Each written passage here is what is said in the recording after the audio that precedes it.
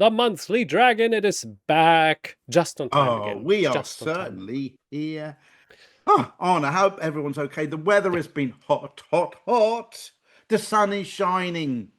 Oh, man. Global warming at its finest.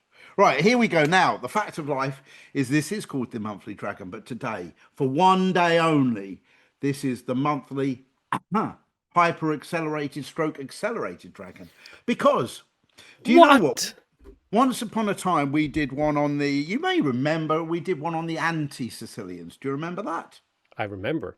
And I felt, because of something that came along, I thought I needed to say a few things about the Accelerated Dragon as well. And I came across this really amusing game, a rapid play game between two well known players in the world, Gukesh and Hikaru Nakamura. So we're going to go over that game, but I'm going to deviate and just show a few things. Is that okay with you? Please. Right. So here we go. We're kicking off the game. Here we knight f3. Now, as we know, and this is the question that somebody asked me was, yeah, what do you do when they play the Maroczy Bind? And I said, well, when you play the dragon, they can't force the Maroczy Bind. And they said, oh yeah, they can. I said, wow, this is new to me after all these. And then what happens if they go c4? Because so I've got a question for you. I mean, I don't like to put you on the spot. Actually, I quite like putting you on the spot. But let's say I don't like putting you on the spot. Well, if you had this position just here, but this is a good indicator because I'm hoping you're going to get it kind of confused or wrong. What move would you play with black here if you were just trying to play a normal Sicilian dragon, albeit a Dragadorf or a whatever variation or whatever? Yeah, I know the answer already because we have spoken about this at least Ah, one time. that is But for you at home, think about it for a short moment because, yeah, it comes. There's a couple. So I'm playing the dragon all the time, right? In Blitz yeah, games. So let me quickly brilliant. stamp in here. And there's new variations every once in a while. And I was like, I've never seen that before. What is happening here? And then I forget to ask you. But yeah, the Maroczy Bind version C4. I think I had that and I played it too quickly and wrongly. I think I just played G6 and knight F6 and Yeah. So yeah, essentially, what's going to happen is if you go for G6 and white plays D4, then you are going to get a genuine 100% Maroczy bind situation where white has set up this pawn on C4 and the yeah, we pawn don't on want that. E4. And this is the one where people go, I don't really like playing the black side of that because, the white's got a bit of space advantage. They bind down on D5, so you can never make that break. They bind down on B5, so you can never make that break. Fair enough. So the question is, what can black do to prevent that? I think I probably gave after c4. I probably gave two different moves to play if you wanted to do. The first obvious one is you could prevent d4 by going e5. Now then you're going to think, oh my God, symmetry. I hate symmetry, whatever. But it's not quite symmetry because if you're looking at pawn breaks now, what pawn breaks are available? Well, white can rule out d4 and black can rule out d5. But that means the obvious pawn breaks now for white to play b4 at some stage or f4 at some stage. And the point is that white has temporarily at least obstructed their f pawn, whereas black hasn't yet done theirs. So maybe in the not too distant future, black could try for f5 as well as the possibility of b5. So you could try and say, yeah, maybe you could go e5. But the move which I think is quite a good idea in this position for black is to play bishop to g4. And the reason for that is that kind of stops white from going d4 now because they're going to have to accept double pawns. And the whole idea in general now is that black is going to be able to seek adequate control over that d4 square in order to prevent white from playing d4. So the fact of life is that white cannot force a Maroczy bind in that way. The closest thing I think they can do, though, is they can play as though they were playing an open Sicilian, or strictly speaking, kind of is an open Sicilian. And then after this, they can play the move f3 to protect their e4 pawn rather than knight c3. Mm, Now, just played on its own, it looks a bit silly. Well, how can you play that instead of developing a knight? But obviously, the plan for white is the white intends to go c4 next go. Rather than just knight c3. And then, of course, they have set up their Maroczy bind. Black then has various choices. One of the things he can go through with the fianchetto, because even if white sets up the Maroczy bind, you could argue that f3 is slightly more premature than they would rather have played in the real game. In some lines, as we're going to see in the Maroczy bind, white doesn't even bother with that at all. White would just go bishop e2 and bishop e3 and all that. Or black could actually seek to break this bind immediately by going e5 and following up with d5. That also is a very reasonable attempt.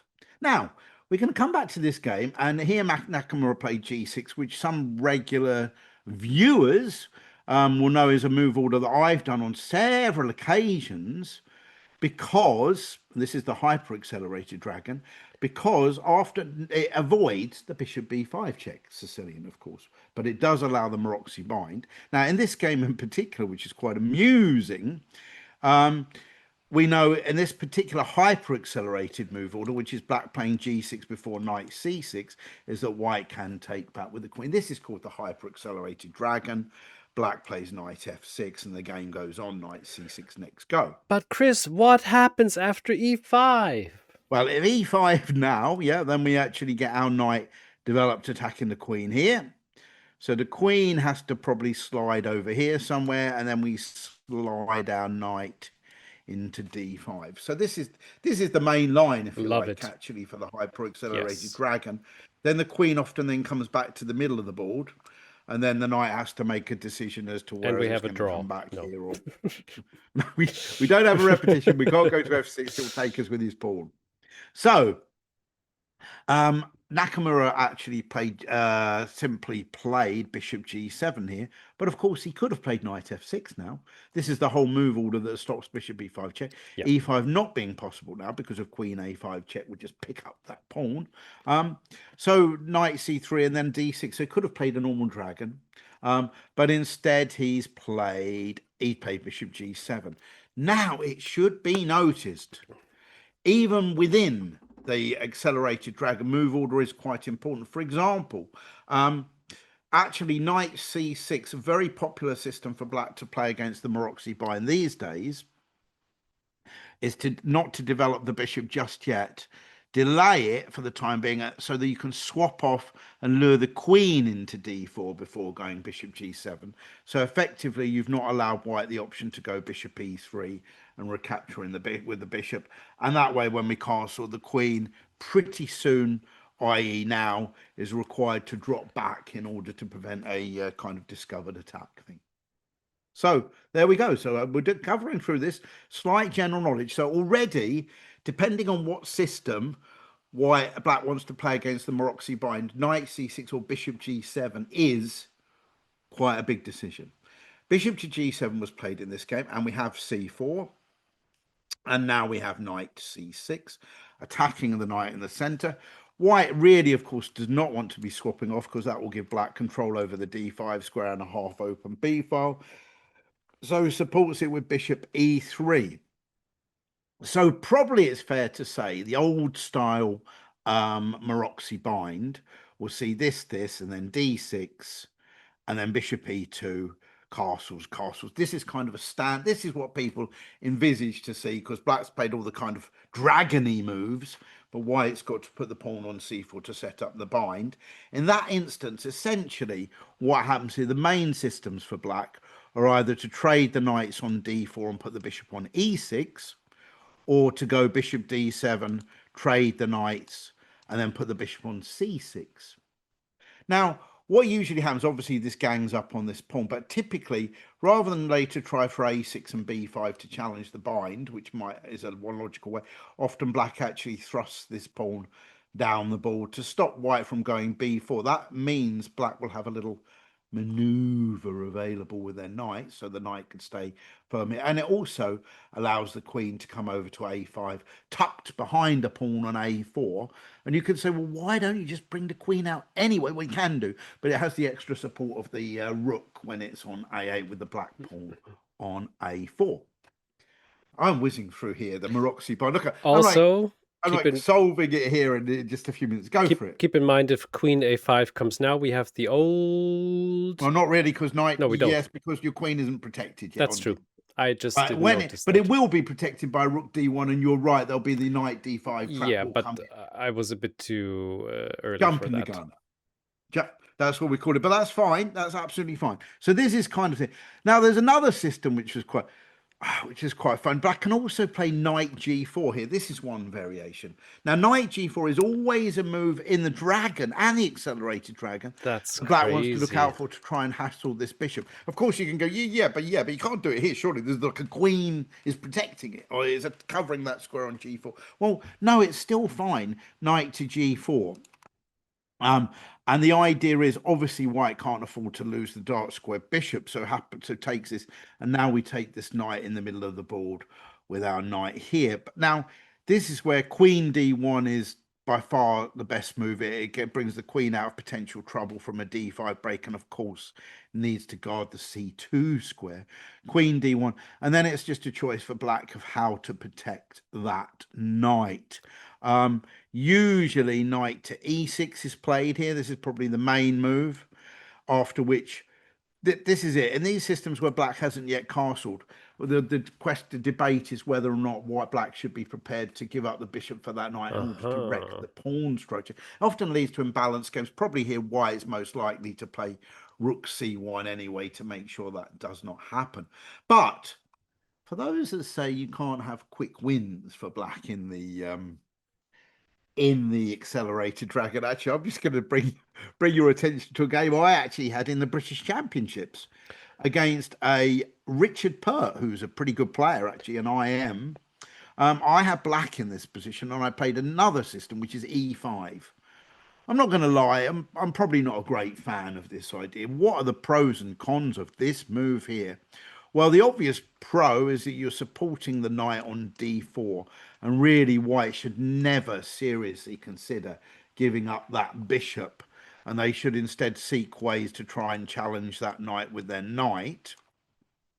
The downside is obviously A, I've blocked in my dragon bishop, Yeah. and B, I've conceded an outpost on D5, and C, I'm just going to be a backward D pawn, and D and E. There's probably lots of bad reasons behind E5, but there's one good reason. Anyway, in the game Bishop D3 castles, I remember this is quite an amusing game.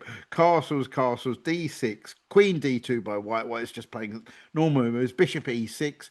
I thought, okay, I'm going to now try and gang a bit of pressure here, maybe try and make a little pawn break. Rook A D1, A6 challenging for the pawn break, B3, and you're saying at the moment, I don't get it. What's your definition of a quick game, Chris? 50 moves? I'm going to say, nope. Hold your horses. Queen C7. He played Bishop B1 to get further, and I went B5, and after he took it, who can see the little combination available? Hmm. Oh yeah, we take the knight, right? Queen takes C3, yeah. It's funny, isn't it, combinations? Because if as soon as someone tells you one, you just get it straight away. But when you're playing your game, you just need that little angel on Yeah. your shoulder saying, "Oi, wake up! There's something good here." And yeah, that was actually the pure British Championships, not Blitz or Rapid, actual real championships. 16 moves with black win, and you don't get those very often Do on the you black side. remember how he looked like when you played that move? Yeah, so I would say the words cheesed off would be a good way but that's a polite way of putting it, basically. Annoyed, unhappy, Yeah. Yeah. miserable. There's probably quite a few things I would say. Yeah. Gotcha. He didn't, his first response was, "Oh, would you like to go over the game?" He didn't say that. It's fun. It's funny how that happens. Sometimes players go over the games and sometimes they don't. Yeah, It's interesting. You only need one of them to sort of decide, nope, I don't like losing. I'm not going over this game. it To be happens. It fair, I happens. probably wouldn't have been thrilled to go over it if I was in his position then. Anyway, we're getting back to the main action, and I'm going to take you back I here. need to ask one. Sorry, I need to interrupt. Go for it. The move g4, which you were showing earlier in the Knight variation. G4, you mean? Yeah, knight g4, obviously. Yes. What happens if there is a taking on c8? Right. You mean C8. My C6, God, yes? c6. What is going on? This is what I love about here. Okay, and this is where we need calculations. Yep, calculations. That's probably why I Because I'm asked going to that. ask you. This is where we have to put our visualization hat on, And I've not pre-planned this. That's what I love about these sessions. You could ask anything just for our readers. He doesn't send me a little script that says, here's where I'm going to ask you about this question. Purely unscripted. So let's try knight takes c6. I'm thinking, I see it what if we already then now go that you knight mentioned takes that, but bishop? yeah. Knight So takes knight bishop. takes bishop. He's Knight got to go takes... knight takes queen, yeah? Yeah, we take the queen as well. Yep. So then if he just does a simple taking back of the knight and we do a taking back of the knight, we have got two nice bishops, including the dragon bishop. Sounds good to me. We've also, by the way, we would also have had the chance to go bishop takes knight, check as an intermezzo, and then just park our king on c7. That looks Oh, yeah, really that's a nice, nice I one guess. too. I think that's just going to be very good for us, basically, yeah.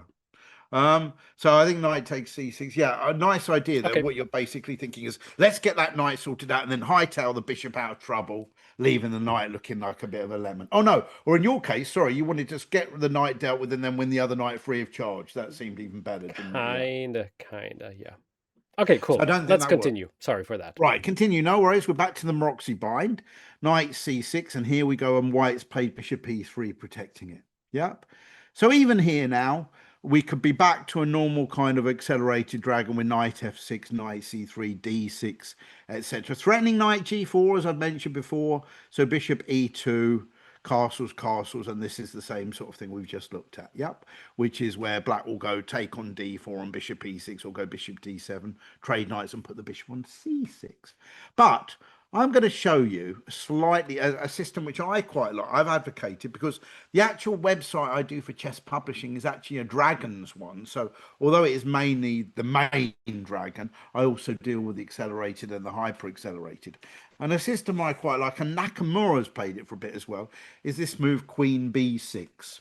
So what I was going to say is if you did find yourself and you just wanted to learn a little side variation, then this is a very reasonable one to play. So let's just talk about what's going on here. We've developed the queen. We're attacking the pawn on b2 and we're ganging up on the knight here. But we are, of course, putting the queen in the firing line, which means there's various discovered attacks. I think if the knight was to, if the queen, oh, what am I about to say? So knight e6. Yeah, actually, knight e6 is a great question. I was going to say knight f5, but maybe knight e6. Can I go? Obviously, there's a check to consider, but I think bishop d2, I still find my queen attack. So what if I just take this pawn and you're going to wander in here? Is that what you're thinking? But you're probably going to Yeah, lose your rook as well over here, aren't you? And then you're going to find your knight still trapped in the corner of the board. that's a sad ending. So I think knight e6 not really working. No. A knight f5. Well, knight f5, you'd at least get the bishop for the knight, but still it's a pawn's a pawn. But do you get compensation? Maybe a little bit, but I doubt very much. So in this particular game, so we are now back onto the main game. So just for the record, here the other thing is, yeah. So in this main game here, this is between Gukesh and Nakamura. White played knight b3, solid move, unleashing an attack. Yeah. On the queen. Now, I actually call this variation the staircase variation because white could also go knight b5 and then we get a check. And what often happens is this queen actually uses all of these four squares along this particular diagonal. But anyway, let's enough of that. Now, after knight b3, Nakamura went queen back to b8, and now the point is the b2 pawn is a pawn. Now you're going to say to him, whoa, Queen b6, queen back to d8. Yeah, so the obvious downside is, although it's possible to play queen c7, essentially you're challenging white to do a different move, which is not knight to d4. And if they play knight c3 here, you have the chance to do the mix and matcher. Kind of like solidly giving up the bishop for the knight and then looking to ultimately blockade on the dark squares and hopefully take advantage of some of those weak pawns. Again, as we've discussed before, it's always a little bit double-edged when you give up your dragon bishop, but the idea is not just to castle quickly and get checkmated on g7. Obviously, that's never really the idea for black That's and the never dragon. the idea. So after queen d8, white played queen d2, main line, and here we are. Knight f6 coming after that pawn on e4, knight c3 defending it, and now we had Hikaru playing knight g4 coming after There the we bishop, go. as you do. So remember, this is a rapid play game. I'm not going to. Yeah. It's not foolproof in any, but it is going to be super, super, super entertaining. Did I mention it's going to be entertaining? I It think certainly I is. think you Bishop did. f4, d6. And white played h3 to kick away the knight. Black's got choices here. I think the knight could come to e5, absolutely fine. In this game, he chose to drop it back to f6. And Gukesh played bishop e6, bishop h6, offering to swap off the dark square bishop. Hikaru said, okay, that's fair enough by me. And now, so this is a standard move to be playing for black in these accelerated dragon positions, and that's a5. Now, here it's deemed even more tempting by virtue of the fact that a4 is, of course, able to budge that knight. But then it throws the possibility of a3 into the mixer as well. Mm-hmm. The queen dropped back here, and a4 occurred. Attacking the knight, which went to d2. I think if it comes to d4, then the queen could be, hello again, back out to b6. I think that's fine. Knight d2. And Hikaru brought his queen to a5. So just all solid moves so far. It Quite is a nice. staircase after all. You Yeah, named it is a it. staircase. It's an absolute staircase. In fact, does he get to use c? Well, we're going to see. Bishop e2. So again, okay, the white knight could go to a d5, but I think a3 is going to come in the mixer then. So white played bishop e2 and black played queen c5. I think there's other moves in this position. I think there's quite a few sensible moves. The bishop could naturally just come to e6. I think fine. The knight could come to d7, offering a chance to maneuver to here. But he chose simply in this game to play queen c5. You know what? I thought about a3, but then I just noticed, oh yeah, right, I forgot. We don't have a bishop on g7 anymore. No, we don't have a bishop g7, but I don't think that's a bad idea to be playing a3. But I think he's going to time Yeah, his moment for that move. Don't forget, one of the main ideas, obviously, the pawn stops white from going b4. exactly. Once you've played a3, you haven't do that, so you want to time that right. Queen c5 occurred. We had a trade of queens. So at this moment, you're thinking, Endgame, how exciting could this game become? Well, this is super fun, this game. So white played f4. Again, I think that's a very logical move. You think white were wanting to be playing e5 at some stage. And Naka brought his knight into d4. Of course, that was one of Yes. the ideas of the queen c5 and trading, which is that the d4 square is now an outpost for the black knight. Wonderful square where it's got options. Obviously, knight c2, check the main threat here, but potentially he's also got the chance simply to swap off the knight for the bishop if, for example, it means winning one of the pawns on c4 or Mm-hmm. what have you. King f2 was played. And then here, so again, here I think there's a number of possible moves that black could play. For example, I think bishop e6 again was very reasonable. And if e5, we could even just trade off that one and then put our knight over to h5, which is certainly a Mm. possibility. So that would have been okay. In fact, he played bishop d7, looking to bring the I bishop to looked at that one too, yeah. yeah, which seems very reasonable. But now after e5, what happened next reminded me a bit of kind of like the old Spassky Fischer Benoni game, wasn't it? Because he just played knight h5 Yeah. anyway and said, if you want to take me, you can wreck your pawn structure, but you're going to miss that light square bishop. And Gukesh said, yeah, I'm going to wreck your pawn structure even if I miss my light square bishop. So this is what happened here. So what's happened as a result of that? Obviously, double pawns, not ideal, but maybe a half open G file. And now we've got the run of the land with the light square bishop dominating. However, of course, white's got a few tasty knights in the middle of the board with chances to bring them into the center. One of them immediately came to e4. So I still think this position again is in the mix. It is chances for both sides, blah, blah.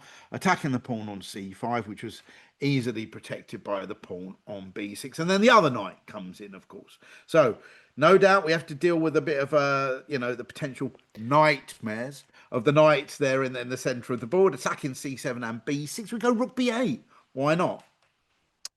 Protecting that pawn for the time being, and no doubt looking to expel that knight at some stage. But what about bishop c6? We have to deal with Oh no, that's not a good move. the Or is forky it? walkie, yeah, with the forky walkie because the knight might come out where it's just come from.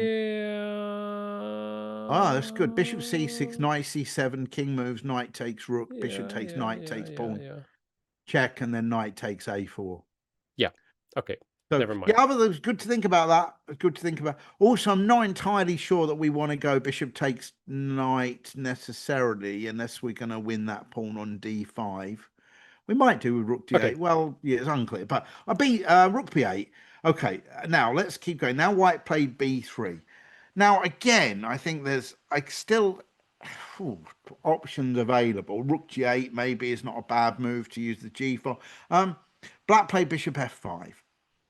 I'd rather we just sat back now and enjoyed this game. Okay. Doesn't mean I'm not, Okay. doesn't mean I'm done for the Yeah, day. that's it. Thank you very much for watching. The game is in the Yeah, just article. I'm gonna just use It's my finger to press the yes, button for it's the just rest of the really game. fun. Just total silence. Yeah, no. Right. So yeah, so bishop f5 attacks the knight. Knight went down to g3, hitting the bishop, and now he played e6, which of course, the bishop on f5 is currently protected by the knight. We probably don't want those two doubled sets of isolated pawns, but also that's attacking and expelling the knight from d5. So he took this knight, we took this knight, and he hopped into here check, which is of course a fork because now white goes pawn up. 1, 2, 3, 4, 5, 6, 7. Against 6. You're gonna love this game. I love this game. I just found this game so amusing. Okay. So essentially though, what we see now is a brilliant the way. I mean, again, I'm certainly not going to say Nakamura is better here. Probably White's better. He's a pawn up. But the way Nakamura deals with this is just so instructive. So he's in no hurry to take this pawn because he wants to keep this as I might advance it at some stage. I want to cause a bit of trouble because if he can win a pawn and get that passed pawn down there, that's pretty good. So what he does, also, White doesn't necessarily want to take himself because then we're going to get double Rook City, Arizona down the A file, and then we might win the C pawn here, we might win the G pawn, and we might have doubled connected pawns. Don't forget, White has got his own pawn majority over here, but he's not even under starter's orders just yet. So the knight came back into F6, and we have Rook A8. So now we're building up a little bit of pressure here. And also, the question is, neither side really wants the other rook entering their position.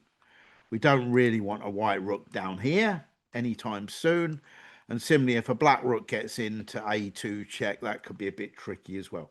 So we have rook HD1. Fine. Rook HD8. Okay. And now white says, thanks very much. I'll have that pawn as well. I know you're going to do the counting, but I can tell you because it was one pawn last time, that now makes it 2 pawns. Yep. Where will this end? When will this end? Well, it ends at the end of the game. I can tell you that. Now, knight c7, attacking this rook, which came to b1, and then a3. So, why have we done that? We've done that because black is hoping to win that pawn on a2 and then promote his own a pawn. That's actually quite clever. Quite a simple plan. Meanwhile, back at the ranch, White has got 2 passed pawns of his own. I mean, this little piggy could go to market, and also there's going to be potential mating nets in the offing, which is obviously what is going to be a lot to do with the rest of this particular game. So here, White played knight b4. Obviously, he wants to win that a2 pawn and go on and promote it. Now, here is actually an absolutely critical moment in the game, I believe, potentially at least. So I'm going to show you here possibly how the game should have gone. It's quite neat. So probably what White should have done here is swap off the rooks, okay? And if he'd gone h4, what he did, he played the move h4, but swapping off the rooks is quite important for reasons we're going to see. Check, look at this here, take on a2, so he's creating his own passed pawn, then get the rook to d1. Now, as you can see, there's potentially these little rook and knight kind of permutation-y checkmates, but nothing is threatened yet. True. Rook b2 coming out of the way, ready to go a2 and that sort of thing. Doesn't even care. King here. Check. King so we can't go to king e7 because that's rook e8 here, but it's not actually mate yet. But now h5, and you can say, well, am I actually threatening mate yet? No, I don't think I am threatening mate. But after a2, look at this. Check. King here. check, king here, check here. I'm coming back. And now h6, and this is incredible. Because you're not doing h6 because you're actually trying to get a new queen. You're doing h6 purely to cover the g7 square. That And is now actually nasty. there's no way to prevent white from giving checkmate. Oh my Sure, you could, I lord. mean, you can flick in a little check of it, whatever. But even if I just duck over here, you cannot stop me from going rook h8 check. And even if you go king e7, I just go rook h8. There's no running away, and it's just mate on e8. So what did black do? So okay, so anyway, it's actually instead of taking that pawn, he could take the ideas here. But well, what black did? White played h4 first, and we get a bit more fun. So basically, he's played h4, and now we have rook takes d1, rook takes d1, and now knight takes a2. So the big difference is, if he'd done it before, I'm going to lose it here. If he'd done it before, then after knight takes a2 in this position, then he could simply have played rook a1. And that kind of pins the knight to the a3 pawn. Now, in this game, let's just get here. Let's call our jets, slow down, because this is where it gets super fun. Rook takes d1, rook takes d1, knight takes a2. So, of course, the whole idea is the rook currently is behind this pawn, so rook a1 doesn't really cut it. h5, knight c3 attacking the rook, rook d7 check, king f8. Right. Whoa. Okay. So now we have h6. Is white threatening anything yet? Not really. Really not? a2. Well, Hikaru now plays a2, and if there's live footage of him playing this game, and he is busy calculating for sure. So we have here knight h7 check, king g8. Well, if he just plays Okay, wait a h7, second. Okay, if he so goes yeah. h7, yep, we'll just go king Yeah, e. Okay, cool. And unfortunately, there's no deflection True. anyway Yeah, I because the thought rook's about the come. f7, but there's no Yeah. chance. So Okay. h7 is no good. So he played knight h7 check, king g8, knight f6 check. Now, this is the question. If you were black here, would you think, yeah, I think fair's fair. We'll have a little draw, king f8, and have a little repetition? Or would you say, no, No. I'm going king h8? King h8. I can tell you, I see it immediately. Yeah, go for it. Keep talking. King h8, king takes f7. Rook takes f7. Rook takes f7. My goodness, what is wrong with me today? So rook takes f7, threatening checkmate, but we Yeah. have a wonderful intermezzo with knight e4 check. Right. Good. Let's keep going because Knight, this is exactly knight takes. we are only now starting the excitement. Oh my Rook takes goodness. f7, but we're on the last phase of it. Yeah. So that's kind of that little cornery checkmatey sort of thing. Yes. I mean, some people will know only too well. That's one of the rare. I mean, I'm not going to do a very good of explaining it, but when you have this set up with the knight and the rook and the king's on f8, and else things are going badly wrong for white elsewhere, that's where you have that little formation where you can form a little draw by repetition by going knight h7 to f6, because black either allows the repetition or allows a checkmate by going king h8 and getting mated on h7. So we have that here, but as you spotted, he was now able, rather than promote and say, yippee, I'm a queen up, and get checkmated on h7, he said, no, I'm deflecting that knight. And white said, yeah, you might deflect it now, mate, but what happens when I just come back for more? Well, he didn't come back for more on f6, because if he'd come back for more on f6, his king's in a bit of a barren situation here, and he's almost certainly going to get hunted down and checkmated. That was what I thought, like. But with the knight on g5, that offers a little bit more protection. And what's more, he still has threats of his own now. Yeah. So, for example, here, you could say, well, what is he actually threatening to do here? Well, amongst other things, he's threatening rook h7, king g8, rook g7. If king h8, knight f7 is mate, king f8, knight takes e6 check, king e8, and knight c7 check, winning the rook in the corner. And of course, if the rook goes AWOL, then there's simply a back rank checkmate of rook f8. So if the rook goes AWOL, it better be because of a plan in mind. When he goes rook a2 check, so he's still on the move, of course. King g3, queen e1 check, but the king is now marching down the board. King g4, And rook takes we g2 have a little check, Nigel Short version here, yeah. king h5. That was wow. You remember that, Kat? That was a long time ago. Is that the game against Kasparov you're talking about? I think so, right? When Yeah. he got the king down to 80, that was played in a discotheque. That game, did you know that? Was it the That I Hippodrome? didn't know. That was played in the London Hippodrome a lot of years Wow. ago. That game was it? I think if it's the right game, I think it was Kasparov. Anyway, king h5.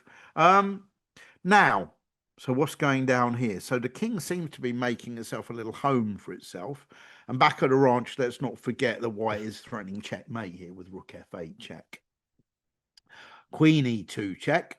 Well, not that many choices here, obviously, because the king a bit too late to decide to come backwards, I think now. So it's onwards and upwards. King g6.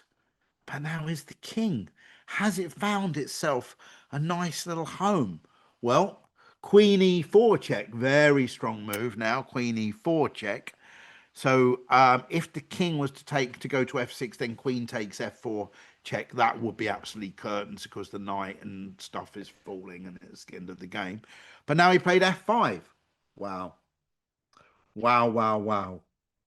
So in this particular position, black, though, found the right move. Now rook takes knight check. King takes and queen takes e5. So it's dealing with the threats as they are.